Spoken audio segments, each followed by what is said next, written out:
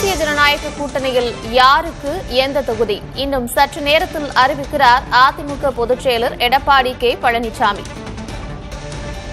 தேசிய ஜனநாயக கூட்டணியில் பாஜகவுக்கு 27 தொகுதிகள் ஒதுக்கப்பட்டிருக்கிறது. பாமகவிற்கு 18, அமமுகவிற்கு 11, தமிழ் மாநில காங்கிரசுக்கு 5 தொகுதிகள் ஒதுக்கப்பட்டிருக்கின்றன.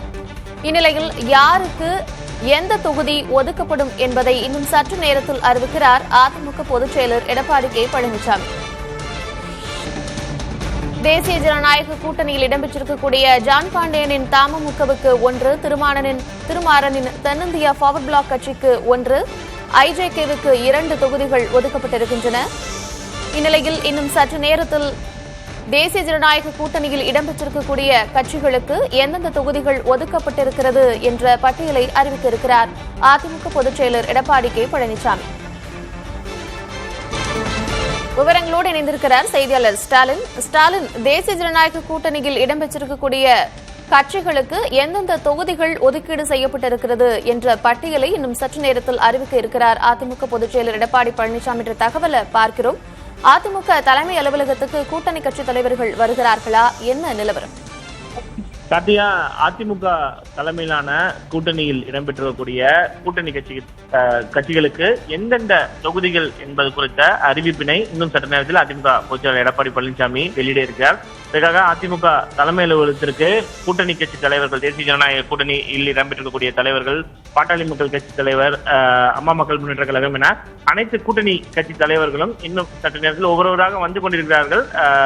இன்னும் சற்று நேரத்தில் அதிகாரப்பூர்வமாக செய்தியாளர் சந்திப்பின் மூலமாக இந்த கூட்டணி கட்சிகளுக்கு ஒதுக்கப்பட்ட தொகுதிகள் தொடர்பான அறிவிப்பு வெளியிடப்பட இருக்கிறது. ஏற்கனவே எத்தனை தொகுதிகள் என்ற எண்ணிக்கை ஏற்கனவே அறிவிக்கப்பட்டுவிட்டன. அந்த அடிப்படையில் அதிமுக தலைமையிலான தேசிய ஜனநாயக கூட்டணியை பொறுத்த வரைக்கும் பாட்டாளி மக்கள் கட்சிக்கு 18 சட்டமன்ற தொகுதிகள் ஒதுக்கப்பட்டிருக்கின்றன. அதே போல பாஜகவை பொறுத்த வரைக்கும் பார்த்தோம் அப்படின்னா 27 சட்டமன்ற தொகுதிகளும், தமிழ் மாநில காங்கிரஸ் கட்சிக்கு 5 சட்டமன்ற தொகுதிகள், அதே போல இந்திய ஜனநாயக கட்சிக்கு 2 சட்டமன்ற தொகுதிகள், தென்னிந்திய ஃபார்வர்ட் பிளாக் உள்ளிட்ட கட்சிகளுக்கு, அதே போல தமிழக மக்கள் முன்னேற்ற கழகம் ஜான் பாண்டியன் தலைமையிலான தமுகவுக்கு தலா ஒரு தொகுதி என ஒதுக்கப்பட்டிருக்கின்றன. இந்த ஒரு சூழல்ல தான் அதில் அந்த எண்ணிக்கையின் அடிப்படையில எந்தெந்த தொகுதிகளில் இந்த கூட்டணி கட்சிகள் களமிறங்க இருக்கின்றன என்ற அறிவிப்பு இன்னும் சற்று நேரத்தில் வெளியாக இருக்கிறது. இந்த அறிவிப்பை தொடர்ந்து அதிமுகவுடைய வேட்பாளர்கள் பட்டியல், முதற்கட்ட வேட்பாளர் பட்டியல் 23 வேட்பாளர்கள் அடங்கிய முதற்கட்ட வேட்பாளர் பட்டியல் இன்று காலை வெளியான நிலையில் மீதம் அதிமுக போட்டியிடக்கூடிய அனைத்து சட்டமன்ற தொகுதிகளுக்கான வேட்பாளர் பட்டியலும் அதிமுக வெளியிட இருக்கின்றன.